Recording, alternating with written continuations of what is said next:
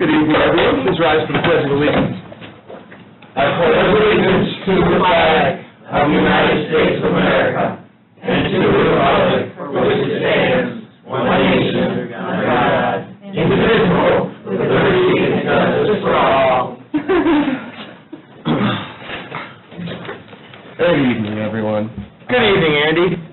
Start off with roll call, please, Mr. Yes, Councilmember Bozick. Here. Councilmember Rivas. Here. Councilmember Conover. Present. Councilmember Graham. Here. Councilmember Jessen. Here. Councilmember Larson. Here. And Councilmember Witten. I am here. 7 present. To start off this evening, we have a special award presentation from Representative Ed Soliday. You could come on down. And Jeff, I'd like to come. I do love the tie. Well, there's some fun things and some not fun things in being a state rep. The governor has been good to us to send us an award. Karen has been a friend of mine for many years. I won't mention how many because that reveals both of our age. But she has served so faithfully for so many years. 18 here in the city as the deputy clerk, clerk of the township, and a little bit of a cold. So the governor gives an award to outstanding Hoosiers. So let me just read what it says.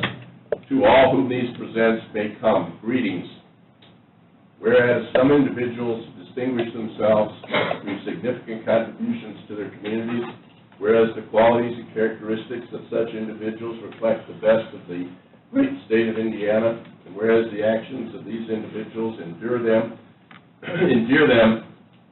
in the hearts and minds of all Hoosiers, whereas the below-named individual is such a person who has earned the respect and admiration of Hoosiers across the state and is worthy to join the ranks of those so honored, I, Eric J. Holcomb, Governor of the state, do hereby declare and appoint Karen Conover as a distinguished Hoosier. Karen, you truly deserve it.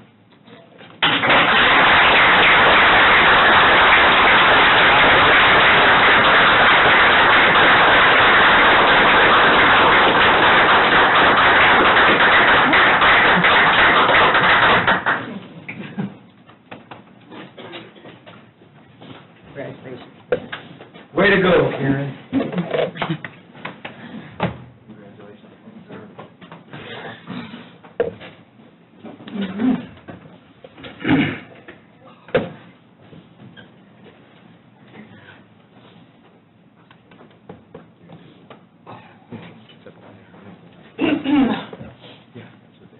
Can I say a few words? Compose myself. I was going to save this to the end of the meeting. That was a shock, and I thank you so very much. In 1997, when I was first sworn in as a council person at large, Jim Biggs was a county commissioner. In 2018, as I leave as a district councilman, 21 years later, Jim Biggs is the county commissioner. So some things change and some things stay the same. When taking office, I had a huge learning curve, and the best advice I received and put into practice I wish to share from my late father-in-law, Bill Conover. Put your politics in your back pocket while serving your elected position. From my late father, Paul Wallace, seek first to understand and then be understood. I tried my best to make these my golden rules during my 18 years of service to this board. We are a board of 7, and nothing can be accomplished without at least a simple majority vote. Often the votes have been unanimous, and on occasion the votes have been contentious. We all seem to have a strong bond with one another and work through our diverse feelings after controversy. We all seem to, I try to never curse about any one of you behind your back. This I would say to your face. And we appreciate it. The end result would be to agree to disagree, and we managed to stay cohesive after the fact. maybe one person does have a voice louder than others, Dan, but we're all equal. Got a point. Porter County has faced many challenges in my service. First, the decision to build a new jail, its location, its size, its design, 2 mill bankruptcies, and the deep, painful cuts that ensued because of the bankruptcies. The implementation of an income tax, which not only helped the county through the bankruptcies, but was beneficial to the cities and the towns as well. Greener pastures were around the corner because of the sale of the hospital. The special legislation, and Ed, I was giving you a shout out. Didn't know you could be here. Carried legislation for us to create Porter County Government's Foundation, making this the most fiscally solvent county in the state for generations to come. Ed Soliday has been exemplary in his representation to Porter County government, and you have helped us with many things. My hat goes off to you. You've always been a phone call away, and you've always come through. 2 short years ago, Jeff Good, Jim Biggs, and Laura Blaney, as our commissioners, devised and drafted a capital improvement plan. It's because of the interest earned from the foundation we could finance these mega projects now taking place without raising a penny in property taxes. And I guess to conclude, I need to say a lot of good can and will happen if this board works together with the commissioners in the spirit of cooperation and don't let politics, personalities, and personal agendas get in the way of good governance. It's truly been an honor to sit here and a humbling experience to the citizens of this county. And I'm going out with a bang and a whimper. Thank you.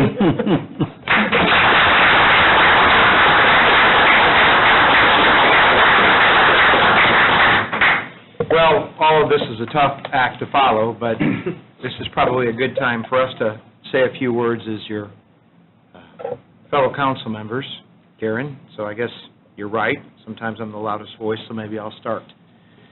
And just speaking for myself, I've been on 14 years. So 14 years ago, I came into county government, and it was all new to me. And I didn't know how county government was supposed to work. I didn't know how county government had been working. I had a pretty good idea how it shouldn't work, but I was looking for help and looking for advice and looking for mentoring. Everybody I asked, the first name they gave me to talk to, Karen, frankly, was you. Everybody saw you as a very good sounding board and somebody that would tell me how it was and how it wasn't. Shortly after I got on, the councilman that was serving your district had to vacate, and you took the position, and I really got to know you then. And we've been through some very interesting times together. I probably offended you because the first meeting that we were there, you asked me what I thought, and I don't know what perfume you were wearing, but I said you were the sweetest smelling councilwoman I'd ever served with, and whatever perfume that was, I give you a A+. But from that point forward, I look to you for guidance. And you know I've come to see you over the years, and we've sat down, and you've not always been happy with everything I've done, but you've been one of those people that's not been afraid to tell me that you're not happy with what I've been doing. And in contrast, we've been able to have some shared vision, some late-night meetings, some strategy sessions, and we've seen this county through some dark times and through some good times. And when I heard you weren't running again, I took it hard because I knew I would miss you. Because over the years, you've been the one to whisper in my ear, although often I haven't listened, that maybe I need to change directions. And that's been imperative to me. So I want you to know that you are going to be missed by me. I am going to still seek out your advice, whether you want to give it to me or not. And although I have the utmost of faith and confidence in your successor, he's got some big shoes to fill. And through it all, I'm so pleased that we have been able to formulate a friendship that I'd like to think will last forever. So with that, Karen, I'm going to present you with the plaque from the council and a small gift, but from the heart, I'm going to tell you that thank you for everything you've done for me. Doesn't mean you have to unblock them off your phone. Right. Oh, thank you.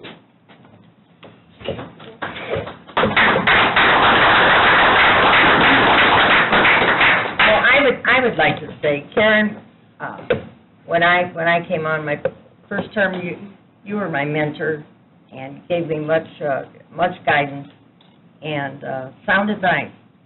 And you're going to be missed terribly. You've done so much for Porter County, and you've done it from your heart.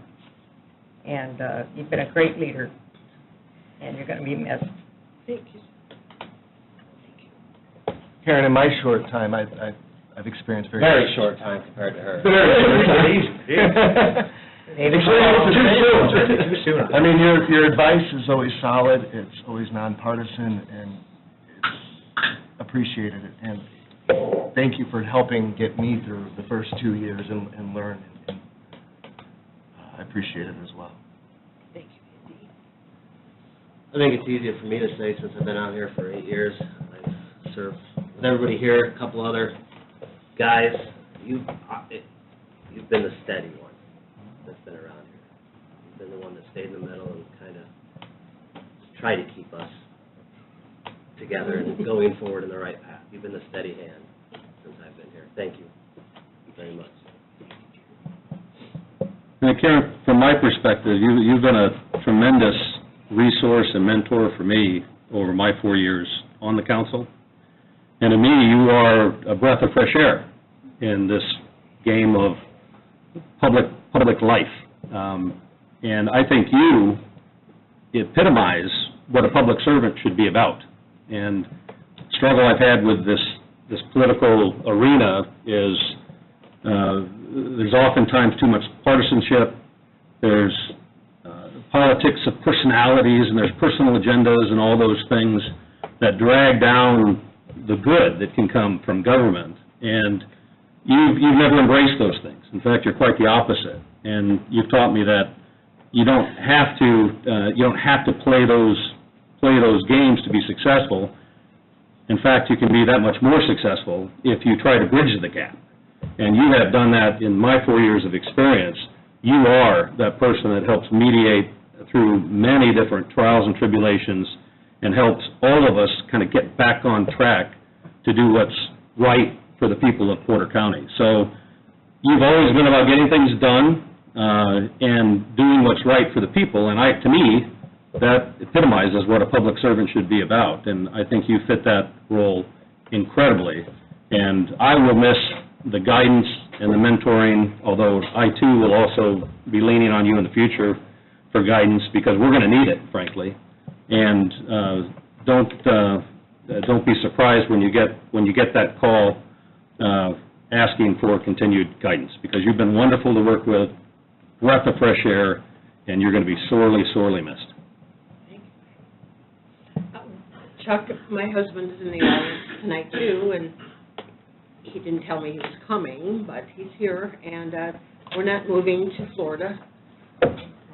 Chuck is semi-retired, and I still maintain my position with the city, and we're going to be around.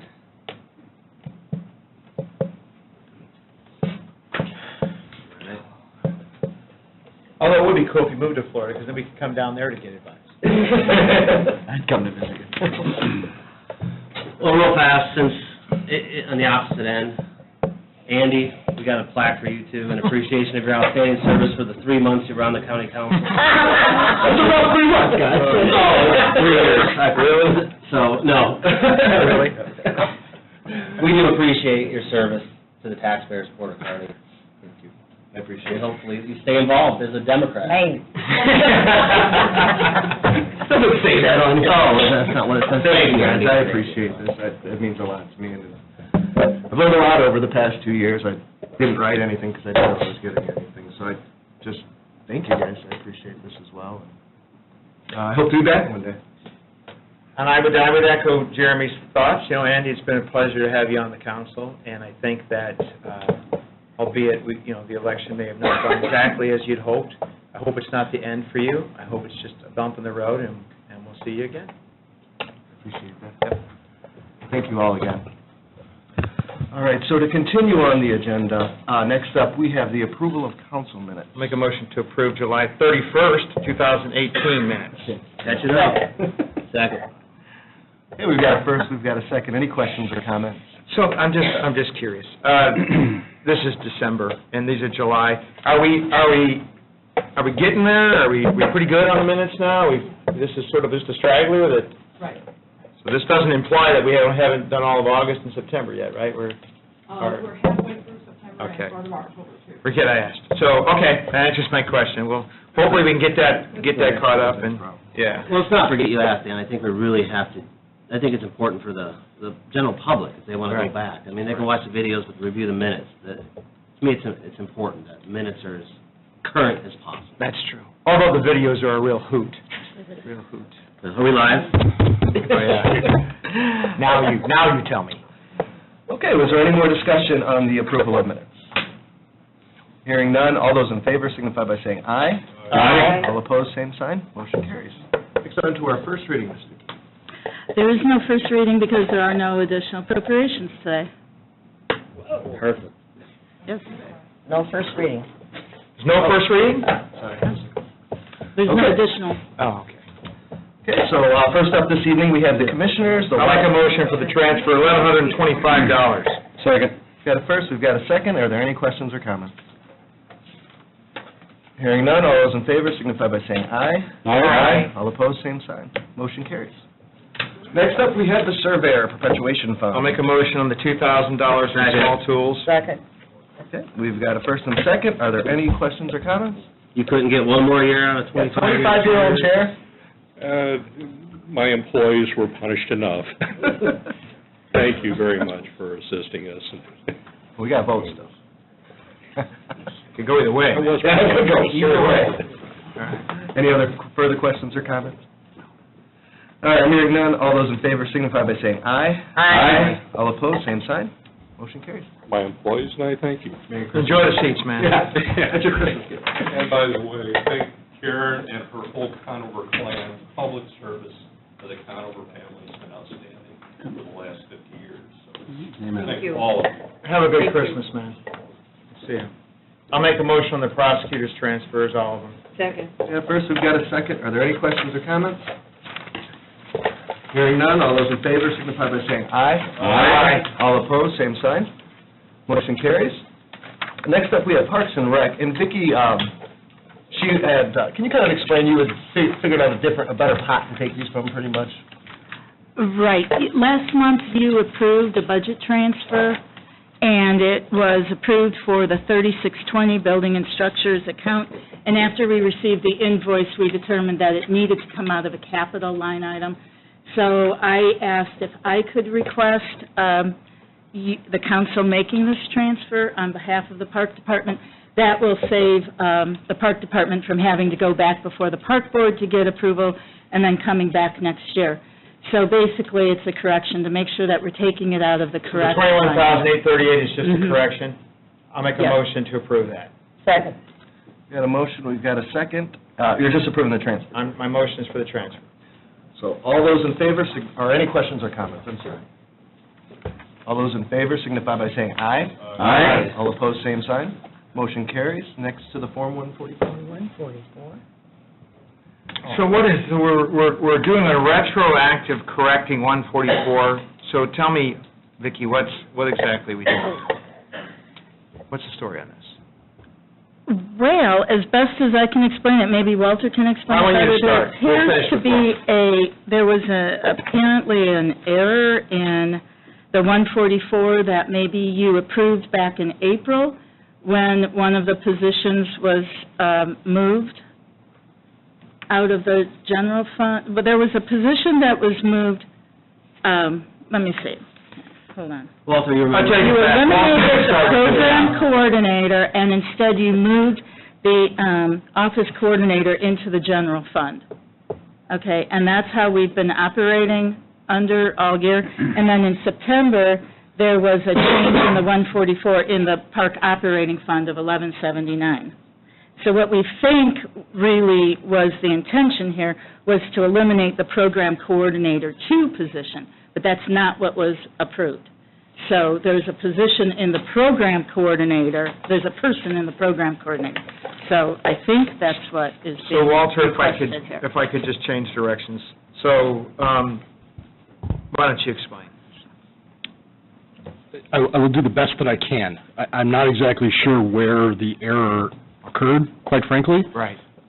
In April, I came before you, and we did make a change to the communications director position. Okay. So that got moved out of the non-reverting fund, which is our 1179, and got moved into the general fund. We moved some dollars out of that. So that change was approved, and then when we lost our program coordinator, you might recall there was extended discussion with the park board about eliminating the full-time position and creating 2 part-time positions. So that change occurred in September. So frankly, I'm not exactly certain where the change from the title of coordinator and director occurred until when this came up literally this morning of, hey, by the way, we need to have this conversation of why someone hasn't been allocated correctly since September. All right, so I'm gonna really drill down on this, Ben. Please. So, are we, Vicki, are we talking about something that we made a decision to take something out of the non-general fund and put it in the general fund? Yes. Back in April? Did we offset that? I mean, I just can't believe we would have a sort of a cavalier conversation about hitting the general fund out of a non-general fund budget without something else happening. Right. You eliminated the position of communications director from the general fund. Okay. And then the other individual who's considered the office coordinator was made from part-time to full-time, but that was in the park operating fund. And then back in April, you moved that person into the general fund by eliminating the other position. So what we're being asked to do with this 144, I call it program is coordinator, this sorry. going to adversely affect the general fund, or is it merely just record keeping, cleaning it up? It's a change in the title. So it doesn't hit the Yes. general fund, we're clear on that, we're not creating a new position here tonight, we're not doing anything like that, right? No. In September, what happened was, he thought he changed the titles never actually officially got changed. So when you tried removing the program coordinator, and our end, the program coordinator was what he's calling the director. So when it's kind of confusing, but what he really needed to do was remove the program coordinator number 2, and instead we removed the program coordinator, just the main person. So it was reversed. So what we're doing is going backwards and removing the correct. So this leads to my question of, so we're taking 33,800 to zero, but we're taking 0 to 39,000. That almost makes it seem like we are hitting the general fund a little bit. Right. He's got to come back next year he's got to figure out next year to bridge that gap in the salary. What did we pass in the budget? It was the program coordinator 2 position. Right. That's there what was was on the 144. It was That the program worked out. coordinator Right. 2, but we think what he intended to do was to eliminate that position and just have program director. And that's what was advertised and was on that September. All right, I'm going to make a motion to approve the 144. Second. We've got a first and second. Are there any more questions or comments? Hearing none, roll call, please. Okay. Councilmember Rivas? Yes. Councilmember Conover? Yes. Councilmember Graham? Yes. Councilmember Jessen? Yes. Councilmember Larson? Yes. Councilmember Witten? Yes. And Councilmember Bozick. Yes. Thank you. And frankly, if there's a difference of whatever that is, 5,000 or 6,000, I'm happy to come back January, February, and amend the number somewhere. That's We'll not pick a up challenge. somewhere. It's not earth-shattering, I just wanted to make Yeah, sure we were... no, totally understood. Thank you. All right, well, have a good holiday, man. Merry We'll Christmas. see you, buddy. Okay, this evening, we are on to the second reading. Oh, there is no second reading. No second reading, Vicki, right? No, correct. Harold isn't here, so we don't have an attorney's report, and next we are on to any other matters that may properly come before the council. First one being discussion of voters registration 2019 budget. So, we're kind of in a weird kind of holding pattern on this. And I know we've all had, or many of us have had discussions with various stakeholders on trying to figure out what the remains of the day will be for voters' registration. I've spoken with our county attorney, Councilman Larson and Rivas, myself, the clerk-elect, and the county attorney all met, try to go through some of the questions. Jeremy and I have had meetings with, or at least discussions with folks out of voters' registration, contacted the state election board again. Our county attorney has contacted counsel for the state election board. We've been trying to figure out what we can and cannot do with respect to elections and voters' registration, since these things have been so entwined.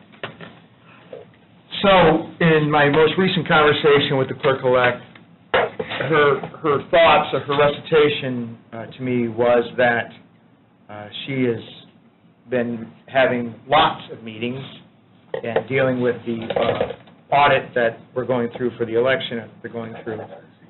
And that is her long-term intention to have her clerk's office handle both elections and voters' registration. That's her long-term goal. However, with the daunting task that she's facing in the short turnaround for the election in May, her short-term thought is that she would like for us to move forward with the assumption that she's going to be running the elections, but that she does not want to take on the voters' registration responsibilities in the short run.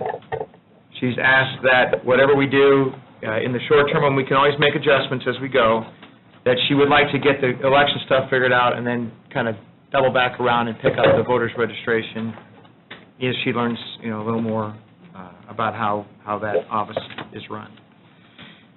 So that leaves us with an interesting quandary, and I have had conversations with the commissioners and asking about whether or not they had intentions of maintaining a voters' registration office at all.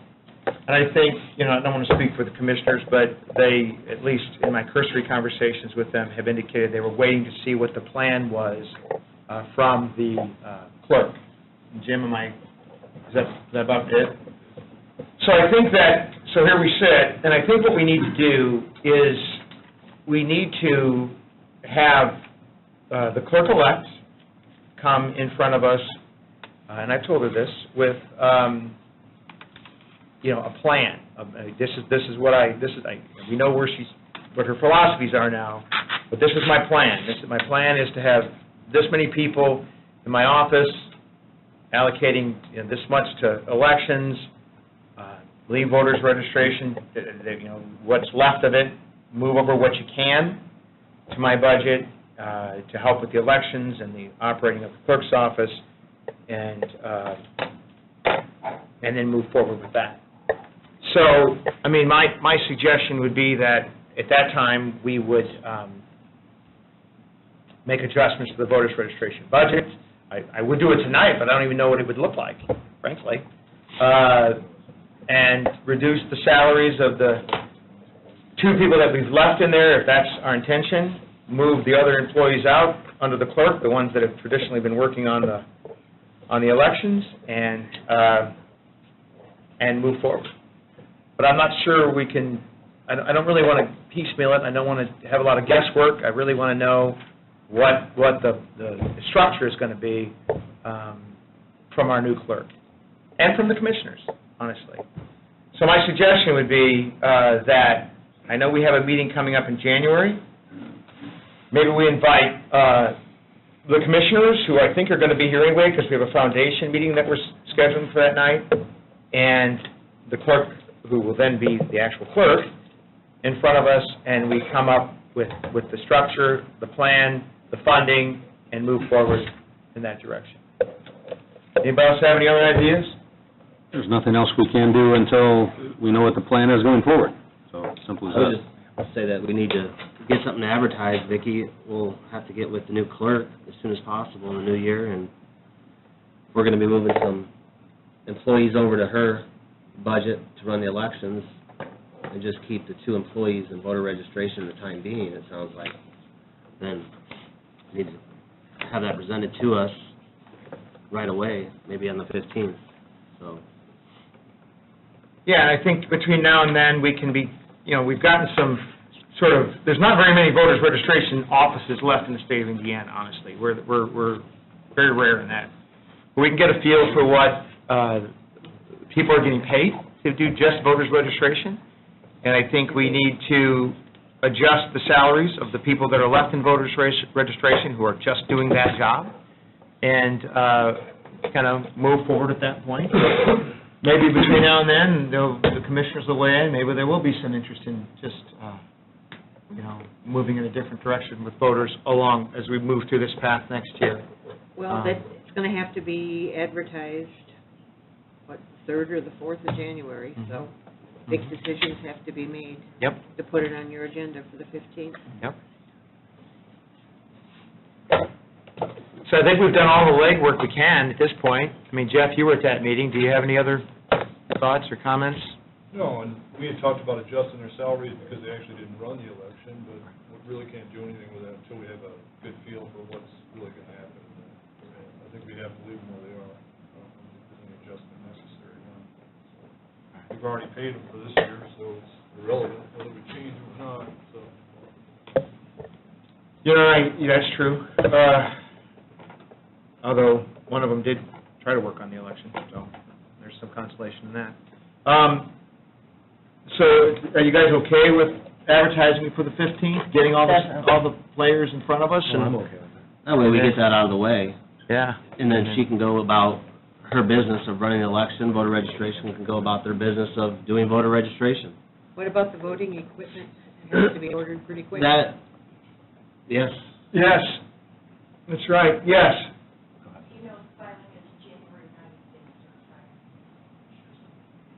Filing. For open, Well, that happens in the the new clerk's for 2019. office. She'll have to hit the ground running. Yeah, we get that, yeah. I got it. And, with respect to the election equipment, we had some conversations, and I know that Jessica Bailey had quite a bit of conversation downstate as she was talking to different vendors and the different equipment and trying to get the pros and cons of that, and you can correct me if I'm wrong. And I think she was waiting on, when I talked to her today, one bit of information on that. So I anticipate her coming back.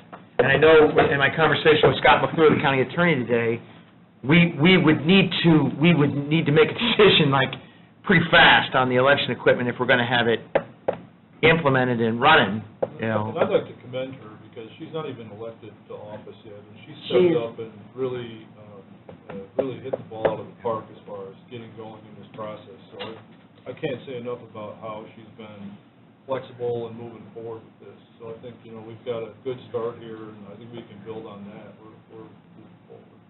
Yeah, so I guess if we were to, and I don't want to put words in Jessica's mouth. I don't know what her timeline is for deciding on which equipment or what she was going to bring in front of us.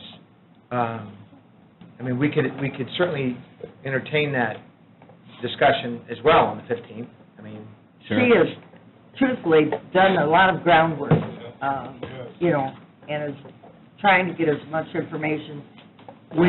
Yeah, and we had a long discussion today about everything, to do with that. E-poll books, everything, paper trails, and how, some of the pros and cons of pen and paper and documents. And so I think she's trying to digest all of that and put it in a form that we can decide which direction the county needs to go with respect to that. All right. Is there anyone else that had anything on voters registration? And next up, we've got the auditor report, the budget report, excuse me. Okay, I just wanted to, should I come up there or Sure. from here? Well, whatever you're comfortable with, doesn't matter. Oh, I'll just stay here. Now, why don't you come around here, Vicki? Okay, very good. I We still have to sign the budget transfer. I like to take fun and stuff. Okay, there's a revision in the state's budget calendar, and so normally we would get our budget orders sometime prior to February 15th, but under the revised state schedule, the DLGF must issue budget orders by the end of the year, which is very helpful, except if entities are issuing debt in the month of December, and we've been informed that there are going to be some agencies in Porter County issuing debt. So we don't yet have our full budget order, but we have our preliminary order, and we believe that this is what it's going to be going into 2019. So there's a little bit of good news and a little bit of bad news. Just give us the good news. The good news is that all but, more or less, one budget has been approved as you adopted it. The more or less part deals with the general fund. There's been a change in the state law with respect to the funding mechanism for mental health, and bottom line is, after the beginning of the year, one option is for you to approve an additional appropriation increasing the amount to Porter Stark. In something that is, I view as somewhat unusual, Porter Stark asked for an increase in their general fund contribution consistent with the growth quotient. That's how it's been every year. And initially, I thought that the funding under the new formula would actually decrease. But in the end, under the preliminary budget order, the state is saying that Porter Stark, under this new state formula, should actually receive about $101,000 more. So they approved our property tax levy with that amount in it. So my understanding, if we didn't do that, they would reduce Right. the levy, right? Correct. Okay. So we would have to cut the general fund budget. So we're going to get the property tax levy, irrespective of tax caps, of course. So we have to approve this. So the two options are either to cut the general fund budget someplace by $101,000, or just do an additional appropriation, which won't, in a sense, eat into the other parts of the additional appropriations because the levy has been approved. It's a little bit complicated. So our and from what I levy, so we have the understand- levy to cover Yes. the... okay. Yes. Now, what's the state, all right, so here, these are my other questions. So if we're doing it by additional, the state's not going to approve additionals out of the gate, right? No. How quickly will No. that be? Will that affect Porter Stark's funding? No, it won't, So because small. we'll have enough. We always pay Porter Stark twice a year with settlement, Right. because they're very property tax Okay. driven. Okay. So they'll have enough to, and they'll get approval by June. So I'm just giving you Yeah. sort of that warning that you, except for you, Karen, Yeah. will have to come back and approve an Well, additional. not That's what our, Not oh, I'm Andy. sorry, Andy. I'm sorry. And you too, Andy. She just doesn't want to come to terms with the fact you'll be gone. Exactly. Gone. But, yes, that was what was recommended, and from what we understand, we don't have an option. This is what the new state formula has determined Porter Stark should receive out of our general fund. Is that the bad news? Was that the only bad news? No, as That was the you good news? may remember, that was more or less the good news. Okay. And all other funds have been, all other budgets have been approved as you adopted, with the exception of the highway fund, and you might recall that we talked about potential cuts during budget hearings. So we've been analyzing some numbers we're going to get with the highway department as soon as possible, and we think that the local roads and street state funding is actually going up next year by about $170,000, but the MVH funding is actually going down next year by about $780,000. And so their budget is so reliant on the state funding. And when we first, the highway department, to their credit, really got a jump start on their budget process, and when we first looked at all of the numbers, their cash balances were really good, everything looked really good. But then later in the budget cycle, we got the state budget projections, and MVH monies are going down significantly. So the cut to the highway is about $320,000, and so we think that they'll be able to take it partially, at least, out of bituminous, out of local roads and streets, because that's going up, whereas MVH is going down. So it's a $500 and some $1,000 flip. Say one's going down 700, one's Yes, going up 100 yes, some? yes, The negative? yes. Yeah, that's a negative, yes. Jeremy. So they raised the fuel tax? 100 or lose some, money on roads? 700 something. How does that go? And put all kind of money into What am I missing here? Did you have something? Oh, I thought you were motioning. That's the bad news. State raises taxes and we get less money. Yeah. Somewhat of the original cut was about $40,000 more, but we had a response, and so we restored about $40,000 in it, so. You got any more good news? So, That is it. So that's going to have a profound impact on highway. Let's start with clerk's salary if we're gonna cut anything. There's lined roads on the county. Is that gonna affect those purchases that we were looking at? Is that Come on gonna- up, man. Come on up here for a second. Let's have a powwow. He was just here to be a viewer today. We had, Did you know, I mean, have you been advised, did you know this already, or is this, you're hearing this for the first time? No, I knew about the 360,000 she talked about, Well, 320,000. now it's cut down to Because they did, 320. yeah, so we did that. I mean, she did that for us, so, yeah. So armed with this shortfall that you might have, or you're going to have, what's your suggestion? What do you think this is going to do to your plans for 2019? Well, we got, the good thing that helped was the CCMG grant was 814 or 17,000, I don't remember the exact number.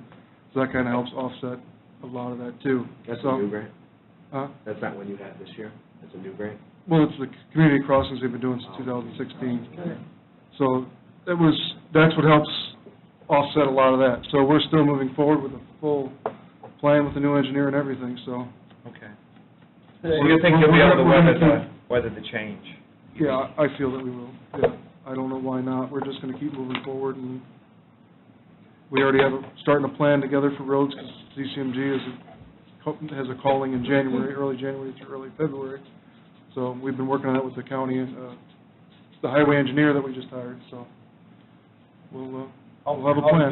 How did that first snow affect us? I know you set some additional money aside for that. Did We did. tap into that at all, or? Already ordered 1,600 tons this year. Bad news, I have terrible news about salt. It went up $12 a ton. And when you're talking 1,600 tons that I just ordered, $12 a ton is Went up not very 12. exciting. It went from $52 to $64 a ton. Is that the salt State you buy from the costs state? so much. State does that, yeah. That's through the state. Oh, That's through the the state bid every year. state's cost to you went up? Yeah. Yeah, so that's where, but we still budgeted enough. We budgeted enough to cover 7,000 tons, went up like, excuse me, $3 or $4, not $12, but we still have enough to buy the state minimum.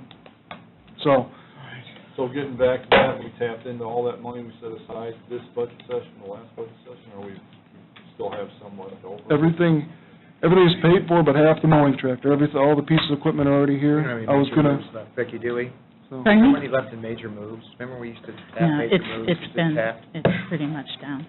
Well, that's good and bad. I'll check into that. But- Yeah, we used to supplement them every once in a while with major moves. like she talked from LRS to MVH, we can do that. I'm gonna keep moving forward and everything will be as planned.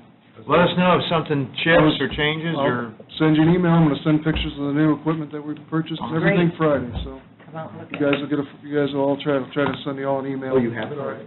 Huh? You have the equipment now? Yeah, we just received it last week, awesome. so we'll send you guys some pictures and some report at the end of the Thanks, year. Appreciate it. Vicki, was there anything else on your budget report? No. Well, thank you, guys. Merry Christmas. Merry Christmas to you. Did anyone else have any other matter that may come before the council? Yes, I have to open Uh-oh, my Snell, present. So you all got my text about the foundation, so if you have questions later, holler at me. I talked to Capital Cities for a little while today. You did today? You didn't get my text? You didn't get to talk yet. Oh. I got so rudely interrupted. By who? It was started. We looked down at you. You're speechless. I was in amazement with all the camaraderie that was going on. That's how we roll. Thank you. Well, Thank you all.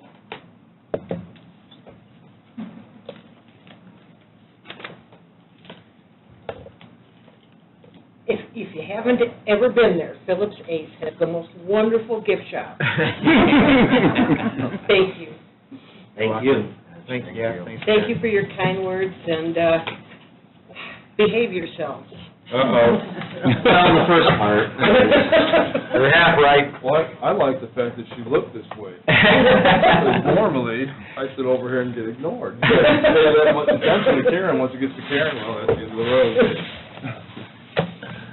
Anyone else? It's been a pleasure serving with you, Karen, and you have been a moderator for all of us, and I think that any issue that's come before us that we've struggled with, we've kind of referenced you on that issue, and I would like to just reiterate what Mike said, that we loved having you here, and you're an integral part of what was going on here, and we just appreciate your knowledge, and hopefully that you'll continue to apply that too. Not what I said, or Dan said, or Sylvia said, or Andy said. Everybody else? Had to be what Mike said. It felt worse, or that matter, either, Frank. You know, it's good. No, you don't have to. You're already missed. Thank So much you. for bipartisan. Thank all of you. I mean, seriously. Karen, you're gonna always be in our minds. We'll know, what would Karen do with this? Well, you can call Karen. Karen's a phone call away. Thank you. That's right. Thank you. I do have one other issue. We had a recent resignation that we haven't probably discussed here, and there's quite a large salary that's going to be left out there and open. Do we have any restructuring done, or is there anything going on with? Are they planning to fill it? I don't know. Maybe they're not planning. Well, you got a commissioner here, I mean, I could put my 2 cents in, but I don't know. About resignation in, 911? Then what, he was asking if you guys are planning to replace, what you're gonna do with the money, do you guys know yet? You haven't figured it out yet?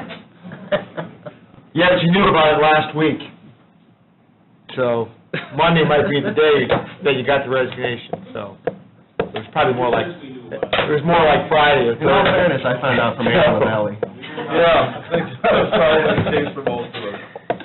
So you guys haven't, Short question, no, Commissioner Good has been out of office. Important commissioners need to sit down and discuss, we have to call an executive session, which we're not able to do because he's not available right now. Well, we would ask, I guess we'd ask that before you guys, before you guys make a decision to replace that you come to us with letting us know that you're intending to do that, because we might very well not fund it. Right. So, because maybe we don't like the structure, and maybe we don't think you need it anymore, and maybe we think the two guys that are doing it under him are doing a pretty good job, maybe that kind of thing. So. We can discuss. Maybe we can use those salaries and sprinkle them to the other dispatchers. That's exactly what my point was. Just some thoughts up here, as you can see. You have a Merry Christmas, Commissioner Good. Love you, Biggs. My thought on that whole issue was at least we would know what was going on, either if we pulled the salary or at least forced the hand. So, The short answer is that, you haven't had the opportunity. yeah, and I figured that, but that was my question, because it currently would be $97,344 that would go back into the general fund, so that would be a nice little perk. We just from the other- got cut. Out of E911. Yeah, out of E911 surcharge, so. it could But be that could be spread- used for, yeah. Right, spread around in the other departments. Just keep in mind, folks, even if that position is not filled, the current director will need an assistant. Current director. He's an assistant director. Did any of the prior directors have an assistant director? So understand that when we were first told of this position and that Mike was taking, it was the 911 director, and then it became, well, I'm going to hire this person to be the 911 director and this person, so it changed. And so the point of this, all kidding aside, is that this is a great opportunity, that whatever structure you think you guys are going to move forward with, it's our strong suggestion that you come to us and let us know, even just call, so we can. And I think that's absolutely appropriate. I'm just saying that we haven't had the opportunity Understood. to make a decision. It is. We want to make sure we overthink it. Gotcha. Thanks, Jim. Appreciate it. Okay, does anyone else have anything further? Anyone in the public? Hearing nothing, for a motion to adjourn? I'd like to wish everybody a happy holiday Merry season, Christmas. safe, and enjoy. Motion to adjourn. Better say Merry Christmas. Hey, we've got a first, we got a second? Unless there's Jewish people. All those in favor, signify by saying aye. Aye. All opposed, same sign. That's true. Karen. Can you guys stay with it?